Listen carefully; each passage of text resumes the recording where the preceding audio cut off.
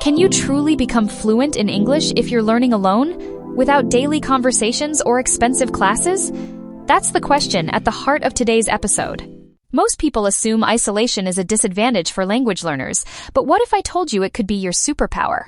Let me tell you a story.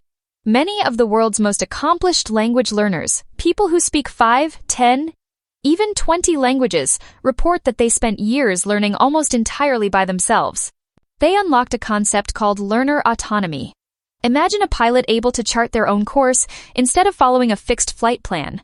Learner autonomy means you control what you learn, when, and how, which is proven by research in applied linguistics to accelerate progress and boost motivation.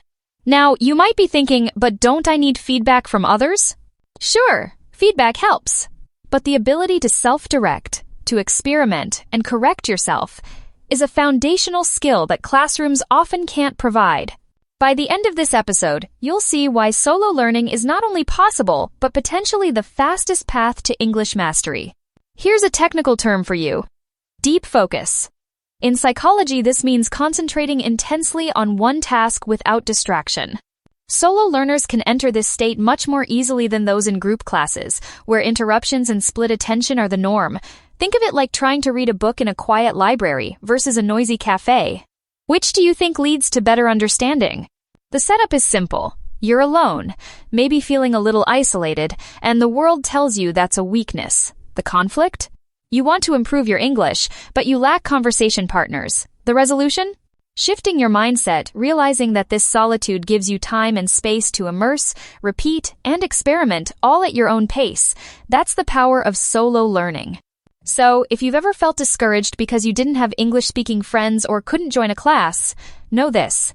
Your solitude isn't a barrier, it's a launch pad. The question isn't, can I learn alone? It's, am I ready to harness the strengths that solo learning offers? Stay with me as we explore exactly how to turn your solo study time into the most productive, confidence-building English practice you've ever experienced. Have you ever wondered why you remember details from a book you read alone, but forget things from a crowded lecture? That's the focus advantage at work. When you study English by yourself, your brain can enter what's called deep work, a state of uninterrupted concentration where learning sticks. This is more than just a productivity tip, it's neuroscience. When you're not distracted by classmates, background chatter, or a teacher's pace, your neural pathways, think of these as the highways your brain uses to store language, grow faster and stronger. Now, you might be thinking, but won't I get bored or lose motivation? That's a real concern. The conflict here is that solo study can feel monotonous if you don't structure it right. The solution? Create rituals and habits that signal to your brain it's English time.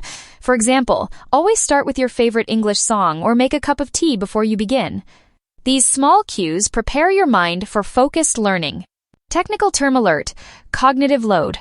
This means how much your working memory can handle at once. Group classes often overload you with constant switching between skills, topics, and people.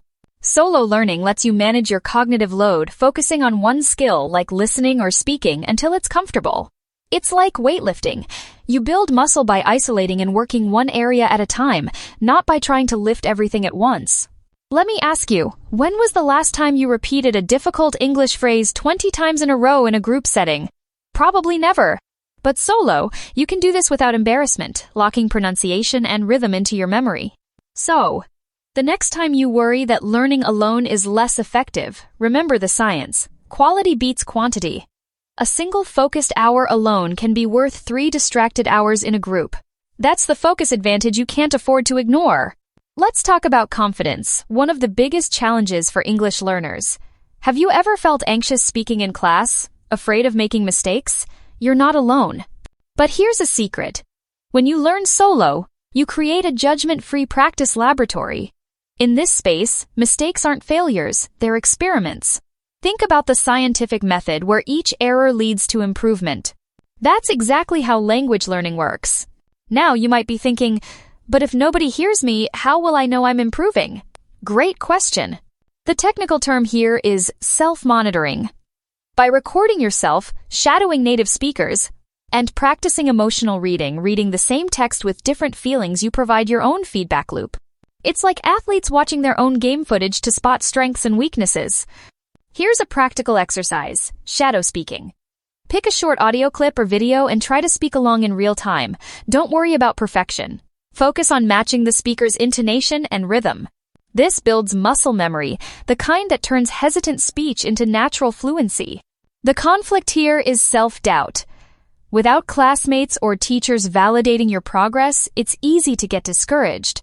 But the resolution is internal validation. Confidence that comes from real ability, not external praise. Each time you practice alone, you're laying bricks in your foundation of fluency. So, let me ask you, are you willing to use your solitude as a laboratory for courageous experimentation? Because in this private space, every mistake is a step closer to mastery. Imagine a language class designed just for you, every topic, every example, every exercise matched to your interests. Sounds impossible, right? But that's exactly what solo learning makes possible. The technical term here is personalization. When you learn alone, you can build a curriculum around your passions, whether that's travel, technology, cooking, or sports. Now, you might ask, how do I know what to focus on? Start with your goals.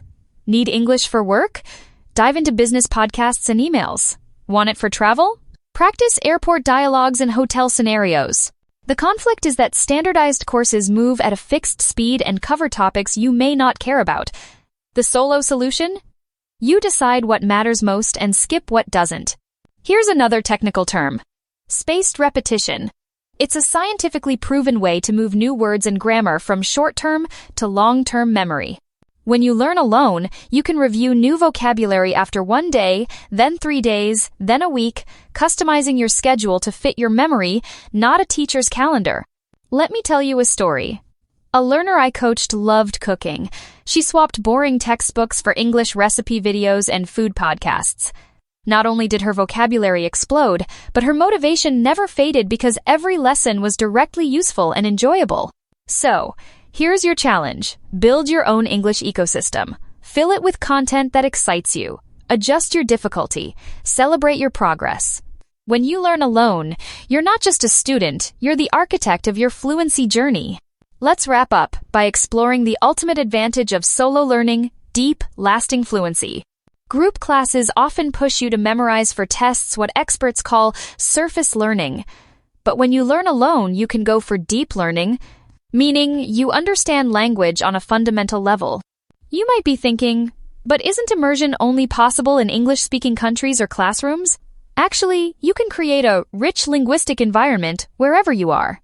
Change your devices to English, watch Netflix shows with English subtitles, listen to podcasts, and read about your favorite topics in English.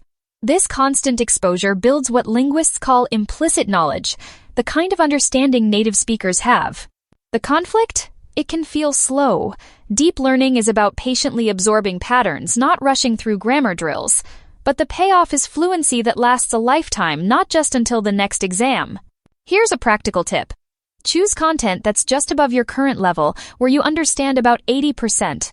This is called comprehensible input. It's challenging enough to stretch you, but not so hard that you get lost. Remember, slow and steady wins the race. Solo learners who stick with this approach see their listening, reading, and speaking skills grow together, naturally and powerfully. So, are you ready to invest in lifelong English fluency? Your journey doesn't depend on perfect conditions. It depends on your willingness to use solo strategies that create deep, lasting learning. Embrace your solitude because that's where true mastery is forged.